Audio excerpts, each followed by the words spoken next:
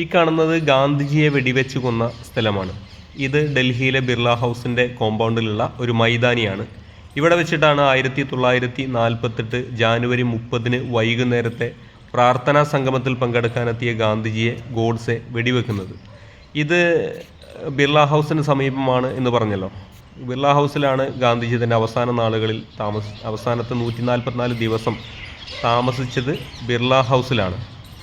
ഇൻഡസ്ട്രിയലിസ്റ്റായ ബിർള നിർമ്മിച്ച ആ വീട്ടിൽ സർദാർ വല്ലഭായ് പട്ടേലിൻ്റെ നിർദ്ദേശപ്രകാരമായിരുന്നു ഗാന്ധിജി താമസിക്കുന്നത്. പട്ടേൽ അന്ന് ആഭ്യന്തരമന്ത്രിയാണ്. ആ കാണുന്നതാണ് ബിർള ഹൗസ്. ഈ കാണുന്നത് ബിർള ഹൗസിലെ ഗാന്ധിജി താമസിച്ച റൂമാണ്. ബിർള ഹൗസിലേക്ക് കയറി ചെല്ലുന്ന ആ ഒരു സ്ഥലത്ത് തന്നെയാണ്, മുന്നിൽ തന്നെയാണ് ആ റൂമുള്ളത്. ഇവിടെയാണ് ഗാന്ധിജി തൻ്റെ അവസാന നാളുകൾ ചെലവഴിച്ചിട്ടുള്ളത്. ഈ കാണുന്നതാണ് ഗാന്ധിജിയുടെ റൂം ഈ കാണുന്നതാണ്. ഗാന്ധിജി ഉപയോഗിച്ച വസ്തുക്കളൊക്കെ ഈ വീട്ടിൽ കാണാവുന്നതാണ്. ഇത് ഇന്ന് ഗാന്ധി സ്മൃതി എന്ന പേരിലാണ് ഈ ഒരു വീട് അറിയപ്പെടുന്നത്.